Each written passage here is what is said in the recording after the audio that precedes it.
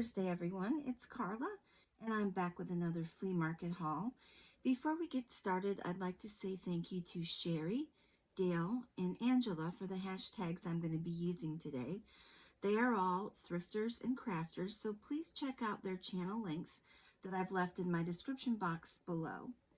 Today, what I'm going to haul for you is the May flea market that I go to monthly. It's held at the Iowa State Fairgrounds in Des Moines, and I found it to be a wonderful resource for junk journal supplies, reused crafting supplies, as well as things that I collect.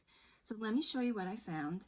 There's a gentleman there who has tons of boxes on tables, and things are $1, but he frequently just has you fill a bag and give him what you want.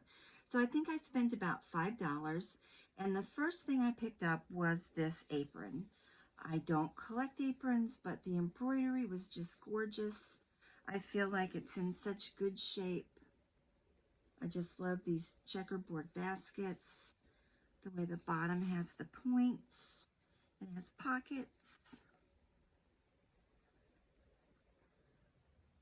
little decoration on the top. Straps crisscross, and it's really in pretty good shape. It needs to be washed. There's a little bit of yellowing, but I think with a gentle wash that will come out very nice. I'll probably just put it on a hanger. I also do have a dress form that I could place it on to switch out what she's wearing, so I'll do something with it. For $1, I just felt like it needed to come home with me. Then I got this little bag of items. What I was primarily interested in was these leather covered buttons. I've never seen them in this kind of turquoise color before, so I liked that. There's quite a few of those. I could see those making a good closure because they're like a leather loop, so it would stick up a little bit and you could get your twine or whatever you were going to put around it. And I also liked the vintage cloth tape measure. Has the little metal on the end, and it's stitched and just very grungy. And I found myself picking up a lot of these vintage tape measures when they're reasonable, or frequently they're in a bag of other little notions that I buy. So yesterday I thrifted this glass jar, and I'm going to just start keeping my collection in there. And I think it'll make an interesting display with all the different colors and textures and numbers. There were also some snaps and hook and eyes in there, which I don't really care about those too much.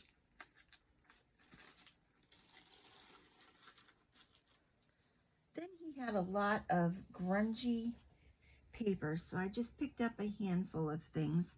There's some vintage stamps that have been torn off of envelopes. Some of them, they left the corner of the envelope. This I thought was the most interesting because of all the old postmarks on it. Like this one with the lines there. You see that on really old things. So I thought I would take those. And there's just quite a few of them. Quite a few yellow envelopes.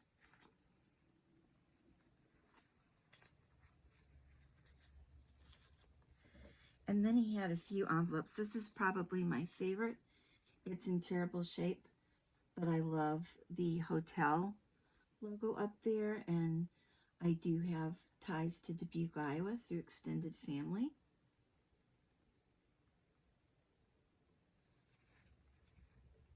It's got the little monogram on the back. This one's from 1960. I see so many people craft with vintage envelopes and embellish them that I thought it would be nice to build a little stash. I like the red stamp on this one from 1937. It's from a furniture company. And then this envelope is really neat, from the Burroughs Adding Machine Company. It's got an interesting postmark, some old stamps, all the kind of extra stamping of numbers and things that we like. Again, they're in pretty rough shape. They might have to be reinforced. but for a grungy postal project, I think they'd be perfect. I only got one item from my favorite paper lady. It's similar to something I picked up in my last video. This one now is for the Franklin Creamery. And I like the list of things that you could order. This was from Franklin, Minnesota. Butter, cream, parcel, post-ins, jars, bottles, cheese, and milk. It is a carbon with originals and duplicates. But unlike the one that I picked up last week where every paper had a carbon on the back, and I was kind of wondering how to deal with those, this one just has what I'm used to with the carbon page that goes between. And that was just $1. That was in her dollar bins. Oh, and I skipped over this hanky. This was also in the lot of things that I bought from the Man with the Dollar Boxes. Thought this was pretty. Could make a good corner tuck.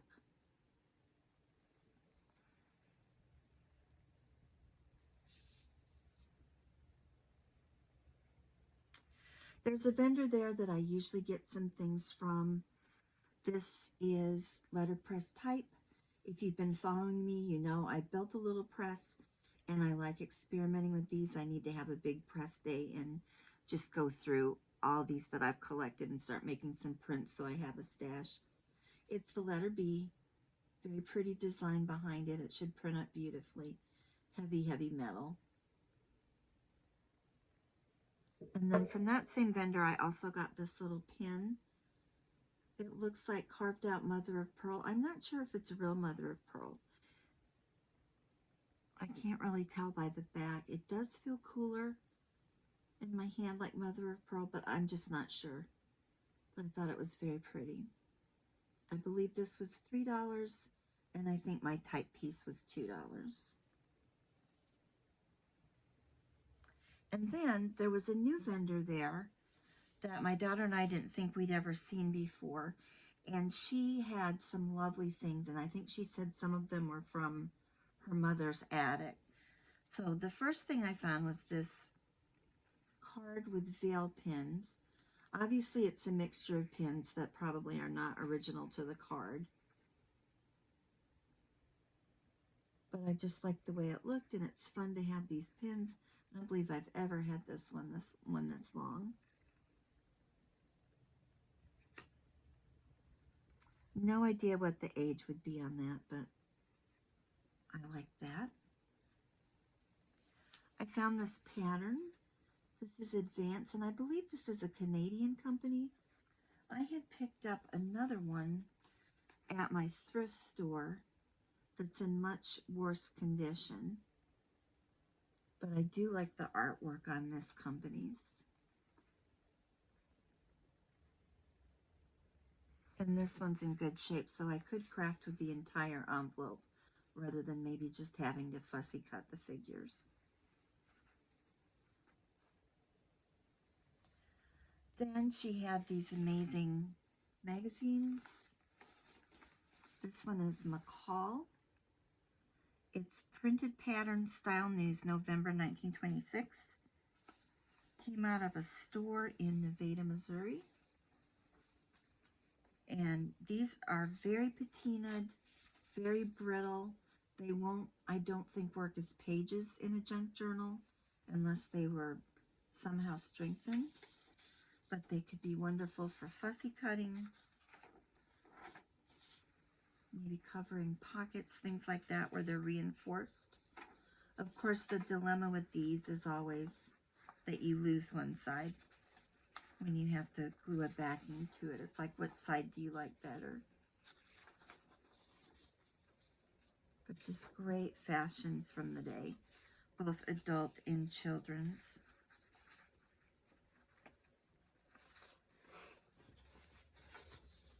Here's another one, McCall Quarterly, Printed Pattern Style News, May of 1927. This one came out of Sheboygan, Wisconsin. Looks like these were given away at stores that probably carried fabric and patterns and things. You couldn't ask for more patina. They are nicely browned around the edges. And they're that black and white and then one other color.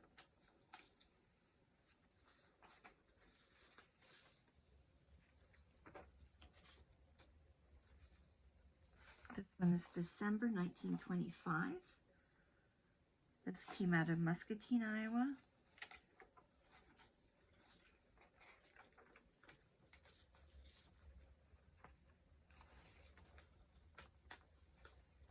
Give you a quick flip through.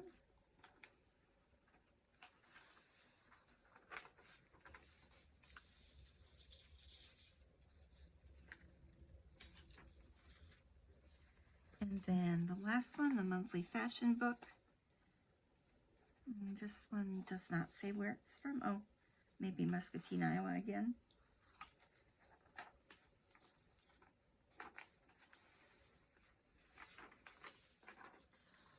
Fussy cutting for days, right?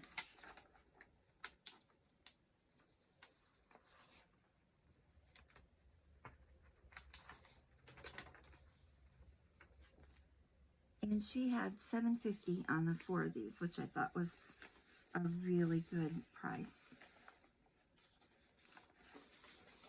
If you just saw my recent flip through of my lingerie, vintage lingerie journal, this would have been perfect for it with the corsets. I'll leave a link for that video down below. And then what I think was kind of a holy grail. I'm sure a lot of you are familiar with the Sears and Roebuck's reproduction catalogs that they put out probably, I think it was in the 70s. And they are reprints of early 1900 catalogs. I know a lot of us collect them. We love them. We use the pages. Well, I found something similar, but it's the real thing. She had this Montgomery Ward catalog. It's missing the cover, but it is just an amazing original catalog. And I'm trying to remember what year this was.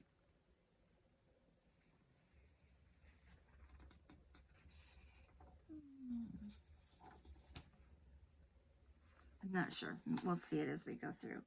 It has this amazing order form in it. Something I definitely want to scan and use.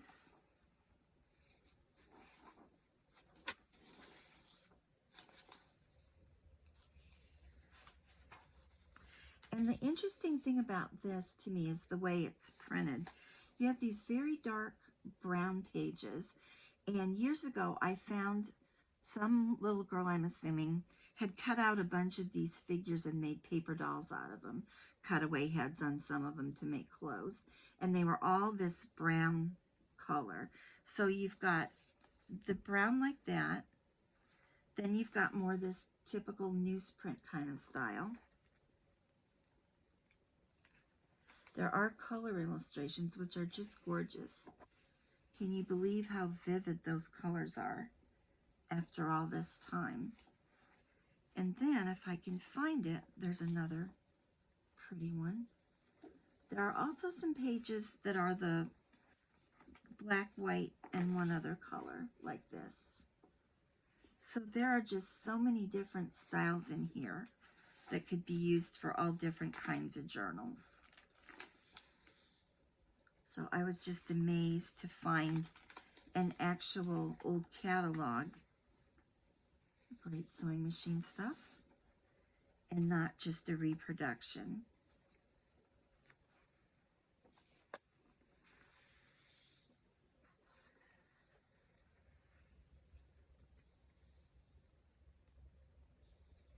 And there was also, let's see if I can find it. There was another little goodie.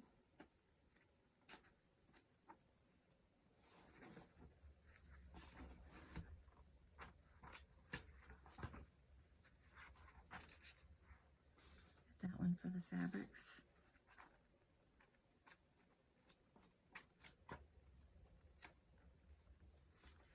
Well, I'm not finding it now, but I believe there was also some other order form piece, like an envelope or something. Oh, here it is. Look at the graphics on that. So an envelope. So those are the wonderful things I picked up at the flea market. I hope you enjoyed this haul, and you'll subscribe so you can see my future trips to the flea market, and you'll check out all the hashtags that I used today. Thanks a lot for joining me. I really appreciate it. Bye.